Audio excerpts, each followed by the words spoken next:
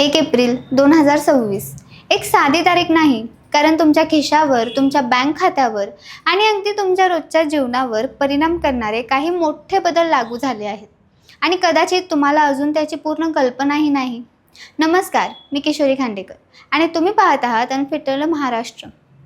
कल्पना करा, तुम्ही सकाळी उठता, मोबाईल हातात घेता, पेमेंट करायला जाता आणि अचानक एक नवीन नियम तुमच्यासमोर उभा राहतो. तुम्ही ट्रेननेच तिकीट कॅन्सल करता पण पैसे परत येत नाहीत, किंवा तुम्ही पॅन कार्डसाठी अर्ज करता पण फक्त आधार पुरेसा नसतो.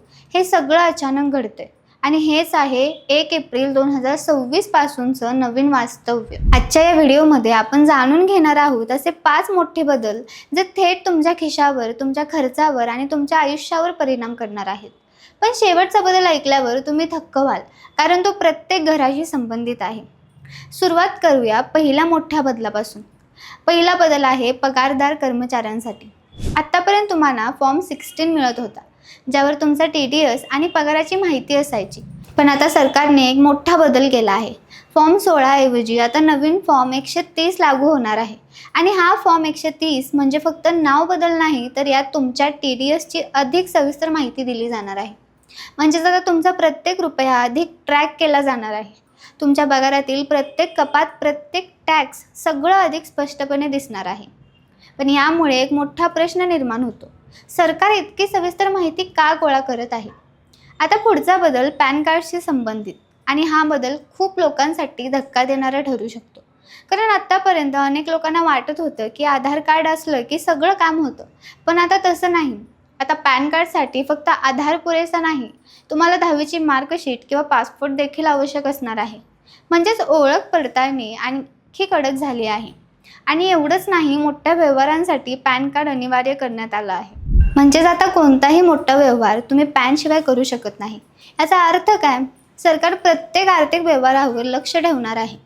आता आपण जाणून घेऊया तिसऱ्या मोठ्या बदलाकडे, जो प्रत्येक प्रवाशासाठी महत्त्वाचा आहे. रेल्वे तिकीट नियम. जर तुम्ही ट्रेननेच तिकीट कॅन्सल करत असाल तर आता नियम खूप कडक झाले आहेत. ट्रेनच्या 8 तास आधी तिकीट रद्द केलं तर तुम्हाला 1ही रुपया परत मिळणार नाही. 8 ते 24 तास आधी कॅन्सल केलं तर फक्त 50% रिफंड मिळेल, आणि 24 ते 72 तास आधी कॅन्सल केलं तर 25% रक्कम कपात होणार आहे.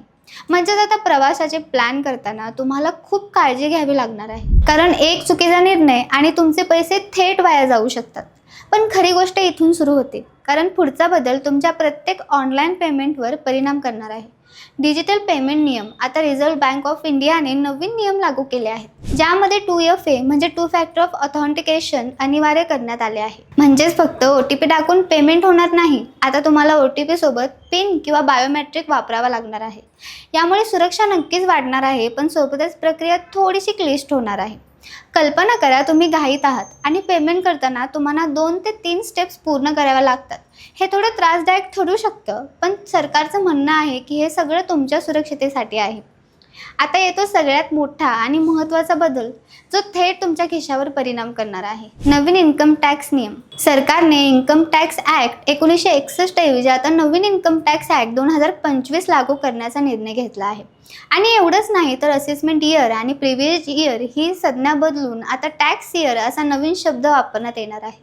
म्हणजे संपूर्ण टॅक्स सिस्टीम अधिक सोपी करण्याचा प्रयत्न केला जात आहे. पण यामागे एक मोठं गणित आहे, कारण नियम सोपे दिसले तरी त्याचा परिणाम तुमच्या टॅक्सवर कसा होणार हे अजून स्पष्ट नाही. आणि शेवटी सर्वात महत्त्वाचा बदल, LPG आणि इंधन दर. आतापर्यंत तेल कंपन्या दर महिन्याला किमती जाहीर करत होत्या, पण आता दर महिन्याला 1 तारखेला नवीन दर लागू होणार आहेत. म्हणजेच LPG सिलेंडर, CNG, PNG यांचे दर महिन्याला बदलू शकतात, आणि हे दर आंतरराष्ट्रीय बाजारांवर अवलंबून असतील. म्हणजेच कधी अचानक वाढ, कधी अचानक घट तुमच्या घर खर्चावर थेट परिणाम होणार आहे. आता जरा विचार करा, एकाच दिवशी इतके सगळे बदल. तुमच्या पगारापासून तुमच्या प्रवासापर्यंत, तुमच्या पेमेंटपासून तुमच्या गॅस सिलेंडरपर्यंत सगळं बदलतं. हे फक्त सुरुवात आहे का, की पुढे अजून मोठे बदल येणार आहेत? कारण जेव्हा सरकार नियम बदलतं तेव्हा त्यामागे एक मोठं उद्दिष्ट असतं, आणि ते उद्दिष्ट म्हणजे संपूर्ण सिस्टीम अधिक नियंत्रित आणि पारदर्शक बनवणं. पण यामध्ये सामान्य माणसासाठी एकच प्रश्न उरतो, आपल्या खिशावर याचा नेमका परिणाम काय होणार? म्हणूनच या बदलांकडे फक्त नियम म्हणून पाहू नका, तर तुमच्या आर्थिक भविष्यासाठी एक संकेत म्हणून पहा. कारण आज तुम्ही या बदलांना समजून घेतलं तर उद्या तुम्ही नुकसान टाळू शकता.